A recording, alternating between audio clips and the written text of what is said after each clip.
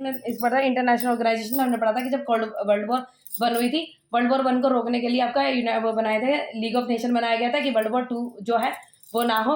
League of nation बनाया गया था। लीग ऑफ नेशन ने क्या हुआ था, वर्ल्ड वॉर टू को कंट्रोल करने की कोशिश नहीं की थी। उसके बाद वर्ल्ड वॉर टू हो गई थी। उसके बाद क्या बनाया था कि आगे और भी ज़्यादा लड़ाई ना हो, तो यूनाइटेड नेशन बनाई गई थी। यूनाइटेड नेशन बनाई गई थी जब वर्ल्ड वॉर टू, जब फिर उसके बाद मतलब उससे पहले कोल्ड वॉर टू मतलब कोल्ड वॉर हुई थी, तो उसमें क्या हुआ था, यूएसएसआर क्या हो गया था, यूएसएसआर खत्म हो गया था। फिर एक सोल पावर बना था यूनाइटेड स्टेट्स जिसको कहते हैं यूएसए, जो बना गया था। तो उसकी पावर्स को कंट्रोल करने के यूनाइटेड नेशन और सोवियत संगठन बनाया गया था। देखिए बाकी कंट्रीज में क्या बना रहे, सारी चीज़ों में बैलेंस बना रहे, सारी कंट्रीज आपस में डेवलप करें और इनके बीच में ट्रेडर्स वगैरह हो और लड़ाइयाँ ना हो, इस चीज़ के लिए बनाई गई थी। तो हमारा अंतर्राष्ट्रीय संगठन क्यों जरूरी है, क्योंकि वो एक पीस और शांति बनाए रखने की कोशिश करता है, लड़ाई सुलझाने की कोशिश करता है और एक ऐसा प्लेटफॉर्म प्रोवाइड करता है लोगों को जिससे ये लड़ाई ना करें और आपस में बातचीत ये कर ले। ठीक है, उसके बाद कहते हैं सोवियत संयुक्त राष्ट्र संघ का विकास। जो विकास है किस प्रकार से हुआ था, ये विकास जो है डेवलपमेंट किस वजह से इन्होंने डेवलपमेंट किया था। इसमें क्या हुआ था कि जो मतलब जब ये बनाई गई थी 1945 में बनाई गई थी, तो उस टाइम पे जो भी कंट्रीज थी, जो देश थे, वो समर्थित थे, उन देशों के साथ ही यूनाइटेड नेशन बनाया गया था।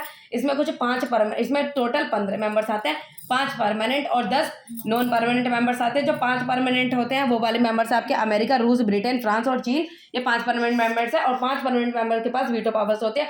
वीटो पावर्स वो पावर्स होती है, जैसे अगर 4 मेंबर से किसी भी चीज़ पे फैसला लेना चाह रहे हो, एक अगर मना करते हैं, वो इस चीज़ से सहमत नहीं है, तो वो फैसला नहीं लिया जाएगा। ये वीटो पावर जो है वो इनको मिलती है। ये चीज़ें हमने देखी थी इसमें कि भाई ये इसका विकास किस प्रकार से हुआ था, कुछ मेंबर थे इसमें। ठीक है, फिर इसमें क्या हुआ था, और इसके मतलब जो है संयुक्त राष्ट्र जो यूनाइटेड नेशन है सिर्फ अकेला नहीं है, इसके सारे काफ़ी और भी मेंबर्स हैं जो कॉन्फ्लिक्ट रोकने के साथ भी बाकी सारे डेवलपमेंट एक्टिविटीज़ में काम करते हैं, जिसका नाम है वर्ल्ड हेल्थ ऑर्गेनाइजेशन, जो कि हेल्थ से रिलेटेड चीज़ें करता है। यूनाइटेड नेशन डेवलपमेंट प्रोग्राम जो कि डेवलपमेंट से रिलेटेड चीज़ें करता है। यूनाइटेड नेशन HRC जो कि आपके ह्यूमन राइट से जो लोगों के अधिकार के बारे में बात करता है।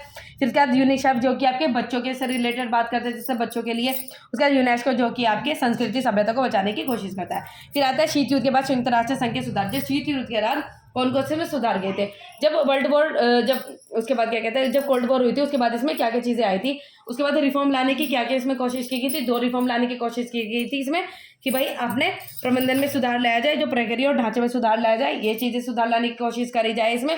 और दूसरा जो न्यायाधिकार में सुधार लाया जाए। फिर उन्होंने शीत युद्ध के बाद जो चीज़ें की थी, इसे उन्होंने कहा अरे मतलब कौन से इसमें परिवर्तन है। शीत युद्ध के बाद क्या परिवर्तन आए थे, यूएसएसआर खत्म हो गया था, अमेरिका जो थे एक सोल पावर बनी थी इसमें आपकी। उसके बाद चीन जो थे वो काफ़ी अच्छे से ग्रो करते हैं, एशिया भी काफ़ी अच्छे से ग्रो कर रहा था और लोगों के सामने चुनौतियाँ आ गए थे, जिसमें जातीय संघर्ष वगैरह थे। प्रक्रिया और ढांचे में सुधार लाने की कोशिश करते हैं। उन्होंने कहा था परमानेंट नॉन परमानेंट मेंबर्स को, जो बाकी कंट्रीज थे उनको मौका नहीं मिला था, उनको भी मौका मिलना चाहिए कि भाई वो भी आगे आए और परमानेंट और नॉन परमानेंट मेंबर्स बने। इन सब चीज़ों में उनको मौका मिलना चाहिए। तो इन्होंने कहा भाई कुछ ऐसी जगह क्राइटेरिया, इसको जिस कंट्री ने पास कर दिया उसमें ये सारी चीज़ें इसमें वो लोग ऐड हो जाएंगे। ये सब चीज़ें उन्होंने कही थी। तो कुछ क्राइटेरिया जैसे आर्थिक पावर अच्छी होनी चाहिए, मतलब पावर जनसंख्या अच्छी होनी चाहिए, सैन्य पावर अच्छी होनी चाहिए, कुछ डेमोक्रेसी होनी चाहिए, ये सारे क्राइटेरिया थे। अब इन क्राइटेरिया के लोगों ने नेगेटिव पॉइंट्स बना दिए, भाई तुमने ये नहीं बताया कि कितने क्राइटेरिया पास करने चाहिए और कितने परसेंटेज में क्राइटेरिया पास होने चाहिए। इस वजह से ये सब चीज़ें भी इन्होंने हटा दी। उसके बाद क्या गया कि इन्होंने कहा कि भाई वीटो पावर है, वीटो पावर को भी हटा देना चाहिए। ये भी लोगों के साथ इक्वालिटी लाने की कोशिश नहीं, कुछ लोगों को आपने वीटो पावर दिए, बाकी लोगों के साथ इंडिफरेंशिएट तुम कर रहे हो। उसके बाद न्यायाधिकार में भी लोगों ने कहा ये न्यायाधिकार है, इन्होंने के मतलब कुछ इसमें चेंजेस लाए थे। कुछ इसमें चेंजेस लाए जैसे ह्यूमन राइट कमीशन 2006 में बनाया गया। उसके बाद मिलेनियम डेवलपमेंट जो एक गोल सेटअप किया गया कि इस टाइम पे मिलेनियम डेवलपमेंट तक हमें अचीव कर लेना, वो बनाया गया। फिर उसके बाद डेमोक्रेसी का इसमें गठन हुआ। तो ये था चैप्टर।